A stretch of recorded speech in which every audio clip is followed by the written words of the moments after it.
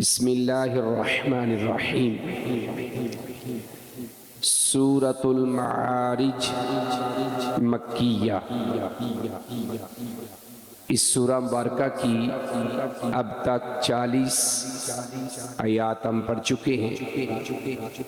آج آیت نمبر 41 سے آخر تک جو 4 آیات بنتی ہیں یہ انشاءاللہ ہم پڑھیں گے۔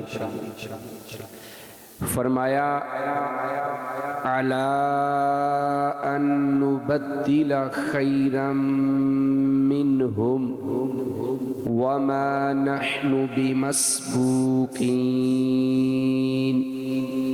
فَذَرْهُمْ يَخُوضُوا وَيَلْعَبُوا حَتَّى يُلَاقُوا يَوْمَهُمُ الَّذِي يُوعَدُونَ يوم يخرجون من الأجداث سراعا كأنهم إلى نصب يوفضون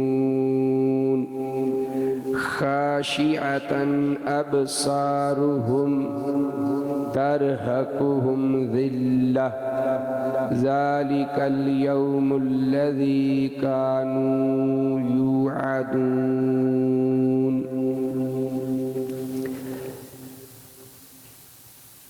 الا پر ان کے نبدل ہم بدل دیں، ان کی جگہ لے آئیں۔ خیر کا معنی یعنی خیرہ بہتر، منہم ان سے۔ پیچھے جو آیت ہے آیت نمبر 40 اس کے اوپر تھوڑا سا غور کریں تو پھر اس کا ربط اور اس کا تعلق واضح ہو جائے گا کہ یہ بات کیا ہو رہی ہے۔ پیچھے اللہ نے یہ کہا کہ پس نہیں میں قسم کھاتا ہوں کس کی؟ مشرقوں اور مغربوں کے رب کی۔ قسم کھا کر اللہ نے کہا کہ بے شک ہم یقیناً قدرت رکھنے والے ہیں، ہم قدرت رکھنے والے ہیں۔ اب کس چیز کی قدرت رکھنے والے ہیں وہ آگے بات آ رہی ہے۔ عَلَىٰ أَن نُبَدِّلَ خَيْرًا مِّنْهُمْ، اس چیز کی قدرت اللہ نے یہاں پر بیان کی ہے کہ کس چیز پر؟ عَلَىٰ پر، ان نبدل تبدیل کر دیں، ان کی جگہ پر لے آئیں، خیرہ بہتر، منہم ان سے، اس پر کہ ان کی جگہ ان سے بہتر لے آئیں، اس پر کہ ان کی جگہ ان سے بہتر یعنی مراد لوگ، ان سے بہتر لوگ لے آئیں۔ کیا مطلب ہے کہ اگر یہ لوگ اپنے کفر سے پیچھے نہیں ہٹتے اور اسی طرح میرے پیغمبر علیہ السلام کی مخالفت کرتے رہیں گے اور ان سے دشمنی مول لیتے رہیں گے، ان کو تکلیفیں دیتے رہیں گے، تو میں اللہ اس پر قدرت رکھتا ہوں جو پچھلی آیت میں کہا قسم کھا کر کہ میں اس چیز پر قادر ہوں یا ہم اس پر قادر ہیں کہ ہم ان کی جگہ ان سے بہتر لوگ لے آئیں۔ وہ بہتر لوگ کون مراد ہیں؟ وہ ایمان والے لوگ مراد ہیں۔ وہ بہتر لوگ کون ہیں؟ جو اپنے پیغمبر علیہ السلام پر ایمان لائیں گے، ان کی اطاعت کریں گے، فرما برداری کریں گے۔ اور ماضی کی جو تاریخ ہے وہ یہی بتا رہی تھی کہ جب کسی قوم نے اپنے پیغمبر کی مخالفت کی ہے تو اللہ نے اس قوم کو ختم کر دیا اور اس کی جگہ ایک نئی قوم کو اللہ لے آئے۔ تو لہٰذا اللہ رب العزت یہاں بھی اہل مکہ کو، کفار مکہ کو یہ وارن کر رہے ہیں کہ اگر تم اپنی حرکتوں سے نہیں رکتے، نہیں باز آتے تو ہمارے پاس یہ قوت اور طاقت، یہ قدرت، یہ اختیار ہے کہ ہم تمہیں بدل کے تمہاری جگہ تم سے بہتر لوگ لے آئیں گے۔ تو اب ترجمہ آپ کو سمجھ آ جانا چاہیے واضح طور پر، اس پر کہ ان کی جگہ इनसे बेहतर लोग ले आएं, इस पर कि इनकी जगह इनसे बेहतर लोग ले आएं। आप अब वो बात पिछली को साथ रखें, क्या यानी इस पर हम कुदरत रखते हैं। और फिर साथ अल्लाह ने फरमाया वमा नहनु, और हम हरगिज नहीं बिमस्बूकीन, ऐसे कि जो आजिज हो जाए। ये लफ्ज़ी तर्जुमा मैं कर रहा हूँ, आजिज होने वाले मतलब क्या है, और हम हरगिज आजिज नहीं, यानी अल्लाह अपने लिए जमा का सिगा इस्तेमाल कर रहे हैं। आजिज कौन होता है? जिसके ऊपर काबू पा लिया जाए, जिसको किसी काम करने से रोक दिया जाए। तो अल्लाह फरमाते हैं कि मैं आजिज होने वाला नहीं हूँ, किसी के दबाव में आने वाला नहीं हूँ कि कुफारे मक्का ये कहें कि हमारे पास मालो मता है, हम मक्का के चौधरी और सरदार हैं, लिहाजा हम अपनी मर्जी से जो चाहेंगे वही होगा। अल्लाह फरमाते नहीं, हमें कोई आजिज करने वाला है ही कोई नहीं। इसलिए फरमाया वमा नहनु बिमस्बूकीन, और हम हरगिज आजिज नहीं हैं, और हम हरगिज आजिज नहीं हैं। फिर अल्लाह तबारक व तआला ने हस्बे रवायत, जो अल्लाह ताला का एक तरीका रहा है कि जहाँ अल्लाह कुफार को या उन लोगों को जो अपने अपने वक्त के पैगंबर की मुखालफत करते हैं उन्हें तंबी की है, वार्निंग दी है, और उनको अजाब के बारे में जो है वो आगाह किया है। तो साथ अल्लाह वक्त के जो पैगंबर होते हैं उन्हें सब्र की तलकीन करते हैं। तो यहाँ पर फिर अल्लाह तबारक व तआला ने रसूल करीम सल्लल्लाहु अलैहि वसल्लम को कहा फज़रहुम, बस आप छोड़ दें, हुम इनको, बस आप छोड़ दें इनको, यखूदू, ये मना, इसका मना होता है खाजा यखूदू का मना होता है बेहुदा बातों में लगे रहना, बेहुदा बातों में लगे रहना। ये बेहुदा बातें करना, ऐसी बातें जो गैर शरई हैं और कह लो कि जिनका कोई मकसद ही नहीं है, जैसे अक्सर मजाक के अंदर लोग बेहुदा बातें कर जाते हैं, ये अहले ईमान का शेवा ही नहीं है और ये जहन्नमियों की सिफत है। आप अगर सूरह अल मुदस्सिर को पढ़ें, जहाँ पूछा गया कि तुम जहन्नम में क्यों आए, तो उन्होंने पहली बात क्या की थी कि हम नमाज नहीं पढ़ने वाले थे। दूसरे नंबर पर क्या कहा कि हम मिस्कीनों को खाना नहीं खिलाते, और तीसरी बात क्या की थी कि हम बेहुदा गुफ्तगू करने वालों के साथ बेहुदा गुफ्तगू किया करते थे। आप अंदाजा कर लें, ये जहन्नम में जाने वाले अपने बारे में बतला रहे हैं। और यहाँ पर भी अल्लाह रब्बुल इज़्ज़त ने यानी हर वो शख्स जो दीन इस्लाम से हट के कोई बात करता है वो बात बेहुदा हो जाती है। फरमाया कि बस आप इन्हें छोड़ दें, बस आप इनको छोड़ दें, इसलिए वो बेहुदा बातों में लगे रहें, वयलअबू, और खेलते रहें। यानी दीन का मजाक वो बनाते थे और उसको वो कहते थे हम तो वैसे मजाक कर रहे हैं, खेल के तौर पर लेते थे।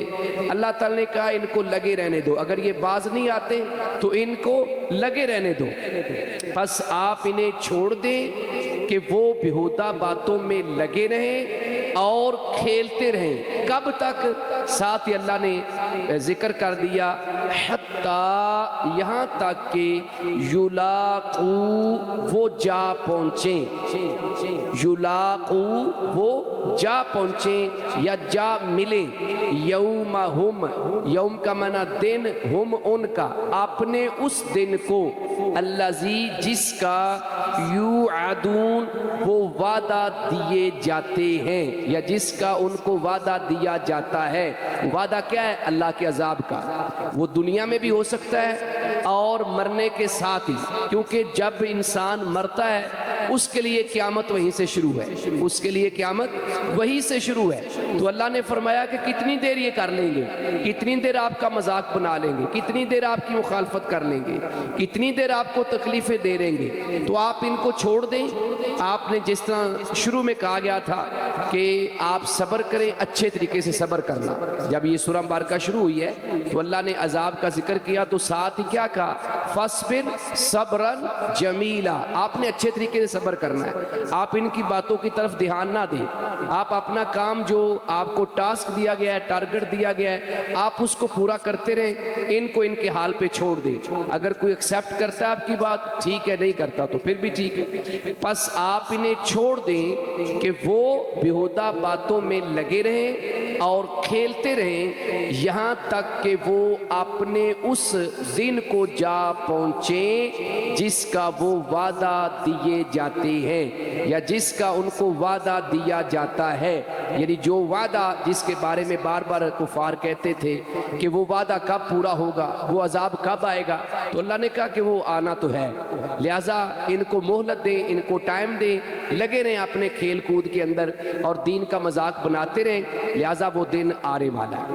آگے فرمایا یوم یخرجون، جس دن، یوم کا معنی جس دن، یخرجون وہ نکلیں گے، خرج یخرج کو معنی ہوتا ہے نکلنا، اور اخرج یخرج کو معنی ہوتا ہے نکالنا، تو یہاں پہ نکلنا ہے، یخرجون وہ نکلیں گے، کیونکہ اب یہ قیامت کی بات ہو رہی ہے، اس لیے فعل مضارع کا ترجمہ ہم مستقبل کے طور پہ کریں گے، دونوں کا ترجمہ ہوتا ہے حال بھی اور مستقبل بھی، تو یہاں پہ مستقبل کا ترجمہ ہوگا، جس دن وہ نکلیں گے، من الاجداث، من کا معنی سے، اور اجداث کہتے ہیں قبروں کو، اجداث کسے کہتے ہیں؟ قبروں کو، سراعا، سرعا اس کو کہتے ہیں جلدی سے، جلدی سے کسی چیز کا کرنا، بسرعہ، آپ لفظ سنتے نا، تعال بسرعہ، میری طرف جلدی سے آؤ، تو اس کا معنی کیا ہوتا ہے؟ جلدی سے، جس دن وہ قبروں سے دوڑتے ہوئے نکلیں گے یا جلدی سے نکلیں گے، دوڑتے ہوئے نکلیں گے یا جلدی سے نکلیں گے، دوڑتے ہوئے کا مطلب ہی وہی ہے کہ جب بندے کو جلدی ہو تو وہ دوڑتا ہے یا تیزی سے چلتا ہے، جس دن وہ قبروں سے دوڑتے ہوئے نکلیں گے، یعنی ایک دم بھاگیں گے اور دوڑ پڑیں گے، کأنہم، کاف تشبیہ کے لیے آتا ہے، گویا کہ وہ، یا جس طرح وہ، الا طرف، نصبن، یعنی نصب کہتے ہیں ایسا نشان جو کہیں گاڑ دیا جائے، نصب کا لفظی معنی ہوتا ہے گاڑنا، نصب کا لفظی معنی کیا ہوتا ہے؟ گاڑنا، تو یہ کچھ گیمیں لوگ ایسی کھیلتے ہیں کہ وہ ایک نشان لگاتے ہیں اور پھر وہ نیزہ پھینکتے ہیں یا بال کو پھینکتے ہیں، پھر جا کے چیک کرتے ہیں دوڑ کے جا کے کہ وہ وہاں پہنچا ہے کتنے فٹ آگے کتنے فٹ پیچھے، وہ چیک کرتے ہیں، تو وہ جو نشان لگا دیا جاتا ہے اس کو کہتے ہیں نصب، گاڑنا، اور ویسے بھی ہر چیز جو گاڑی جاتی ہے، جیسے پہاڑوں کے بارے میں اللہ تعالیٰ نے کہا وَإِلَى الْجِبَالِ كَيْفَ نُصِبَتْ، پہاڑوں کو دیکھو ذرا کیسے اللہ نے گاڑ دیا ہے، فرمایا کہ کأنہم الی نصب یوفضون، جس طرح ایک گاڑے ہوئے نشان کی طرف دوڑے جا رہے ہیں، جیسے لوگ کھیل کود کرتے ہوئے اس ایک یا ریس لگانی ہے تو ایک نشان لگا ہے وہاں تک جانا ہے تو لوگ دوڑ کے وہاں پہنچتے ہیں اس نشان تک پہنچنے کے لیے، تو فرمایا کہ ان کی حالت بھی ایسے ہوگی، جب قبروں سے نکلیں گے تو اللہ کے حضور پیش ہونے کے لیے ایسے دوڑ کے جائیں گے، ایسے دوڑ کے، وہاں رکیں گے نہیں، دوڑتے ہوئے وہاں پہنچیں گے، اور یہ اللہ کی طرف سے آرڈر ہو چکا ہوگا وہاں ان کو پہنچنا ہی پہنچنا ہے۔ فرمایا جیسے وہ ایک نشان یا گاڑے ہوئے نشان کی طرف دوڑے جا رہے ہیں۔ آگے ہے فرمایا خاشعتن ابصارہم، خاشعہ کا معنی ہوتا ہے جھکنا، خشوع اور خضوع آپ نے لفظ سنا ہوا ہے، جھک جانا، عاجزی اور انکساری اختیار کرنا، لیکن یہاں خاشعہ کا معنی جھکی ہوئی، آگے کیونکہ ابصارہم، ابصار یہ جمع ہے یعنی نظریں، آنکھیں، ہم ان کی آنکھیں جھکی ہوئی ہوں گی، کس وجہ سے؟ شرمندگی کی وجہ سے، ندامت کی وجہ سے۔ صاف ظاہر ہے جب ایک بچہ فیل ہوتا ہے میٹرک اور انٹر کے رزلٹ میں، بیچلر اور ماسٹر کے رزلٹ میں، تو وہ پھر بیچارہ نظریں جھکا کے چلتا ہے، وہ آگے کوئی رشتہ دار، کوئی دوست، کوئی کزن ملتا ہے، وہ پوچھتا ہے تو وہ تھوڑا سا سر نیچے کر کہتا ہے یار بس سپلی آ گئی ہے، فیل ہو گیا ہوں، تو یہ تو ایک معمولی سی کہہ لو ندامت ہے نا، یہ تو معمولی سی ندامت ہے، تو وہ ندامت تو ہمیشہ کے لیے اس لیے اللہ نے فرمایا کہ ان کی نظریں جھکی ہوئی ہوں گی یا ان کی آنکھیں جھکی ہوئی ہوں گی. جو دنیا میں بڑی آنکھیں کھول کھول کے کسی انسان کو انسان سمجھنے کے لیے تیار ہی نہیں تھے, تکبر اور غرور کوٹ کوٹ کے بھرا ہوا تھا, لیکن آج نظریں ان کی جھکی ہوئی ہیں. جس طرح سورہ سجدہ میں کہا کہ ناکسوا رؤوسہم عند ربہم, جو بڑے تکبر والے تھے, بڑے مغرور تھے, آج رب کے سامنے کھڑے ہیں تو سر جھکا کے کھڑے ہیں. جن کی گردن میں کہتے ہیں نا فلاں بندے کی گردن میں سریہ ہے, وہ سارے سریے ختم ہو جائیں گے. وہاں جھکے ہوئے ہوں گے لیکن وہاں جھکنے کا فائدہ نہیں ہوگا. یہاں جھکیں گے یہاں فائدہ ہے لیکن وہاں جھکنے کا کوئی فائدہ نہیں ہوگا. فرمایا خاشعۃ ابصارہم, ان کی آنکھیں جھکی ہوئی ہوں گی. ترہقہم, ترہقو کا معنی ہوتا ہے گھیرے ہوئے ہونا, ہم انہیں ذلہ, ذلت, ذلت انہیں گھیرے ہوئے ہوگی, یعنی ذلت رسوائی اطراف سے ان کے اوپر چسپاں کر دی جائے گی اور یہ ذلیل و خوار ہو رہے ہوں گے. ذلیل و خوار, دیکھو نا ایک بندے کے سامنے بندہ اس کے عیب کا پتہ چلے نا تو اس کو شرمندگی ہوتی ہے کہ یار اس کو پتہ چل گیا ہے, دو چار زیادہ کو لگ جائے وہ اور شرمندہ ہوتا ہے. تو جہاں آدم علیہ السلام سے لے کر قیامت تک آنے والا ہر انسان وہاں موجود ہوگا, ہزاروں لاکھوں نہیں, کروڑوں نہیں, اربوں نہیں, ہماری سوچ سے زیادہ لوگ ہوں گے. تو اتنی خلقت کے سامنے جب اناؤنسمنٹ ہو کہ فلاں بن فلاں جو ہے اس کو جہنم میں داخل کر دیا جائے, فرشتوں کو کہا جائے کہ اس کو پاؤں سے پکڑو اور منہ کے بل گھسیٹ کے جہنم میں ڈال دو, تو اس سے بڑی ذلت کیا ہے. تو اللہ تعالیٰ فرماتے ہیں ترہقہم ذلہ, ذلت انہیں گھیرے ہوئے ہوگی, ذلت انہیں گھیرے ہوئے ہوگی. اور ساتھ پھر اللہ نے فرمایا ذالک الیوم الذی, ذالک کا معنی ہوتا ہے یہ, الیوم کا معنی کیونکہ الف لام عہد کے لیے ہے تو اس کا مطلب بھی ہے یہ دن, الذی وہ جو. تو جب دو بار اس طرح کا ترجمہ آ جائے جیسے هو الذی تو پھر ترجمہ ہوتا ہے وہی, یعنی وہ اور وہ نہیں کرتے, وہی.